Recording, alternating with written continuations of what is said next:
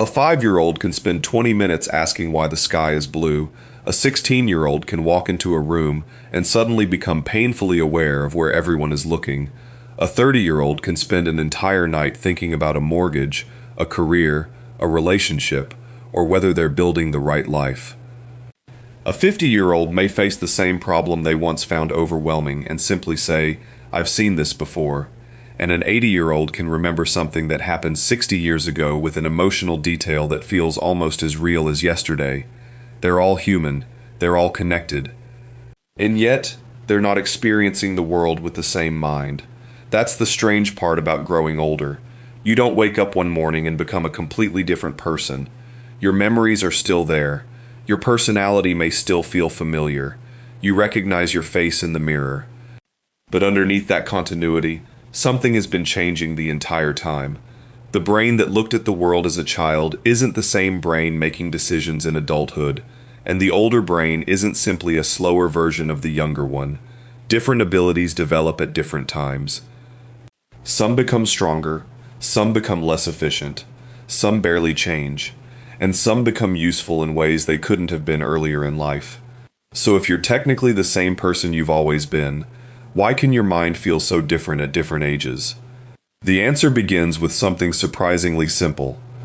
Your brain is constantly adapting to the problems life gives you, and that means every stage of life creates a slightly different mental world. Think about a small child. A child's brain is trying to figure out an enormous amount of information at once.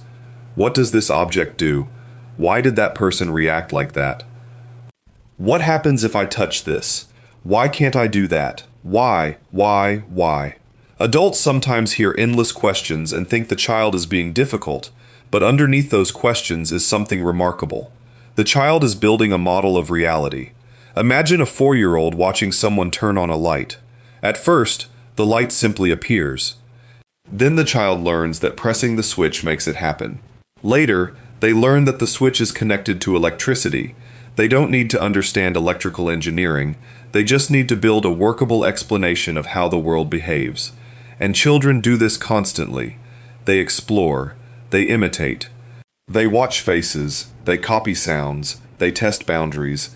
They learn words by hearing them used again and again. They learn social rules by watching what gets rewarded, what gets ignored, and what makes another person angry. A huge part of childhood learning isn't sitting down and being taught. It's watching, trying, failing, trying again, and gradually, the brain becomes better at predicting what comes next. That's one reason children can seem unbelievably curious. Their environment contains thousands of things that are completely ordinary to you, but completely new to them. You see a dog, they see an animal that moves, makes sounds, has fur, responds to voices, and might be friendly or frightening. You see a supermarket, they see a giant collection of unexplained objects, sounds, people, rules, and possibilities. The world is still being constructed. And while children are learning about the outside world, they're also learning something much more complicated. They're learning by themselves. What am I good at? What makes people like me? What happens when I get angry? Can I control myself? Can I wait? Can I lose without falling apart? That last part takes time. Self-control doesn't simply appear because someone tells a child to behave. The systems involved in planning, attention, and controlling impulses continue developing through childhood and adolescence. So when a child struggles to wait 5 minutes for something they want, it isn't necessarily because they're selfish. Their brain is still learning how to handle desire, and eventually, that developing mind reaches a fascinating stage. The child begins to realize something uncomfortable. Other people have minds too, and those minds aren't always thinking what I think they're thinking. This becomes especially important during adolescence, because now the question isn't just, how does the world work? It becomes, who am I? And suddenly, everything can feel louder. A friend's opinion matters enormously. A strange look across the classroom can be replayed for hours. Being accepted can feel incredibly important. Being rejected can feel like a disaster, and this is where teenagers are often misunderstood. People sometimes describe adolescence as a period when the brain simply isn't developed enough to think properly. That's not quite right. Teenagers can reason. They can understand complicated ideas. They can recognize the consequences. The fascinating problem is that reasoning doesn't operate in a vacuum. Emotion, reward, novelty, social approval, and peer influence can change the equation. Imagine a teenager driving with friends in the car. Alone, they might think carefully about the risks of speeding, but put the same teenager in a social situation where everyone is laughing, encouraging them, and watching what they do, and the emotional value of the moment changes. The risk hasn't disappeared. But something else has become more powerful: the desire to belong. This is why adolescent risk-taking isn't simply about stupidity. It's partly about a brain that is becoming highly sensitive to experiences that carry social and emotional meaning, while the systems responsible for long-term control are still developing. And there's another reason adolescence matters. It's the period when identity becomes something you actively construct. You begin asking, what kind of person am I? What do I believe? Where do I fit? Who do I want to become? And sometimes you discover who you are partly by experimenting with who you're not. Different clothes, different friends, different beliefs, different ambitions, different versions of yourself. Some disappear, some stay, and eventually, the teenage brain moves toward adulthood. But adulthood doesn't suddenly produce a perfectly rational human being. Far from it. It simply changes the problems. Now the questions become more complicated. What job should I choose? Who should I build a relationship with? Where should I live? How should I spend my money? What kind of person do I want to become? And perhaps the biggest difference is that consequences stretch further into the future. A decision made today can affect your life 5 years from now. That requires something children don't need to think about very often: long-term planning. A person in their 20s might have more ability to imagine several possible futures than they did as a teenager. But there's a catch. The mind may be getting better at planning at exactly the moment life becomes much harder to plan. You have more freedom, but more responsibility comes with it. More choices, more bills, more relationships, more uncertainty, more things competing for your attention. So becoming an adult doesn't mean your brain stops making mistakes. It means your mistakes become connected to a much larger system of consequences. And over time, something else begins to happen. You start accumulating experience. This is where the story of the mind becomes really interesting. Because if you assume intelligence is simply a race against time, you might expect younger people to eventually become better at everything until they reach some peak, followed by a steady decline. But the brain doesn't work that way. Different abilities follow different paths. Some forms of mental speed tend to be strongest earlier in adulthood. Holding several pieces of information in mind at once can become more difficult with age. Rapidly solving unfamiliar problems can also become slower. But experience creates something different: knowledge, patterns, context. Imagine giving two people the same complicated problem. The younger person might process the information extremely quickly. The older person might pause. They might even appear slower. But then they say, I know what's going on here. Why? Because they've seen something similar before. The younger person is solving the problem from the pieces. The experienced person is recognizing the pattern. That's a very different kind of mental power. Think about a firefighter entering a building. Someone inexperienced might notice dozens of individual details. An experienced firefighter may notice one small combination of details and immediately understand that something is wrong. Years of experience have created mental shortcuts. Not shortcuts in the lazy sense. Patterns built through thousands of observations. This happens everywhere.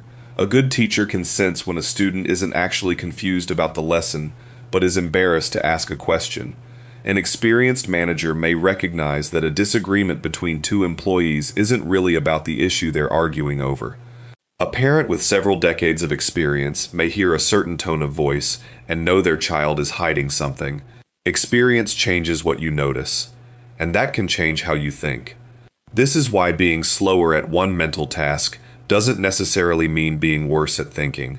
Speed is useful, but speed isn't the same thing as understanding.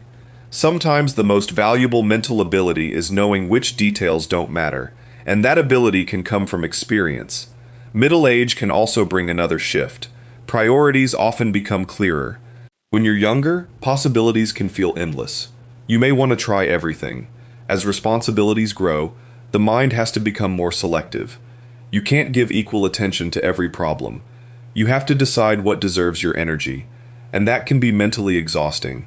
Work, family, money, relationships, health, parents getting older, children need attention, plans that didn't work, plans that suddenly matter more than they used to. Middle age isn't necessarily a period when the brain becomes less capable. It can be a period when the brain has far more to manage. A person can know exactly what they should do and still struggle to do it because their attention is being pulled in 10 different directions.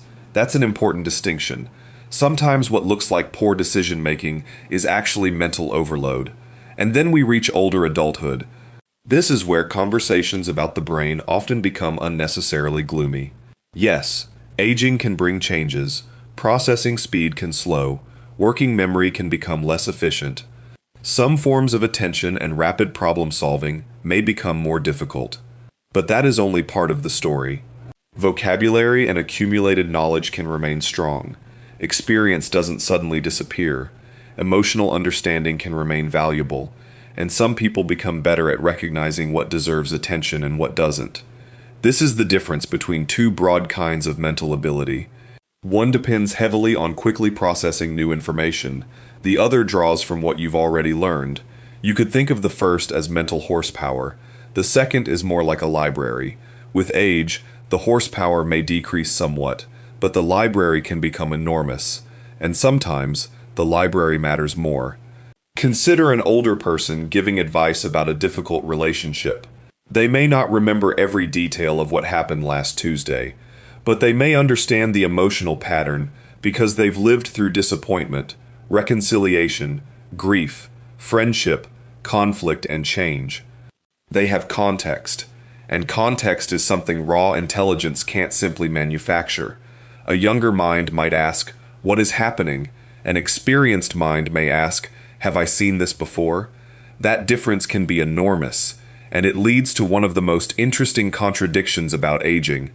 The older brain may lose some speed while gaining something speed alone cannot provide: perspective. But there's another misconception worth challenging. The brain doesn't stop changing when you become an adult. It's not as if childhood is the construction phase, adulthood is the finished building, and old age is simply the building falling apart. The brain remains capable of change throughout life. This ability is often called neuroplasticity. In simple terms, your brain can adapt based on experience. Learning something new can change how networks in the brain function. Repeated behavior can strengthen certain patterns. Environment matters, practice matters, sleep, stress, relationships, physical activity, and learning can all influence how the brain operates. But plasticity isn't magic. You can't simply decide to become a completely different person overnight. The brain changes within limits. And those limits change with age. Still, the basic principle matters. Your brain is not frozen. Every stage of life leaves traces. The child who learned to read, the teenager who learned what rejection feels like, the young adult who learned how to live independently, the parent who learned patience, the worker who became an expert, the older person who learned which battles weren't worth fighting. All of those experiences can become part of the mental machinery you carry forward. And this brings us back to the bigger question. Why do we sometimes feel like the same person we were years ago if our brains have changed so much? Because identity isn't stored in one place. You're not a completely new person every decade. Your memories connect the versions of yourself. Your personality carries certain patterns forward.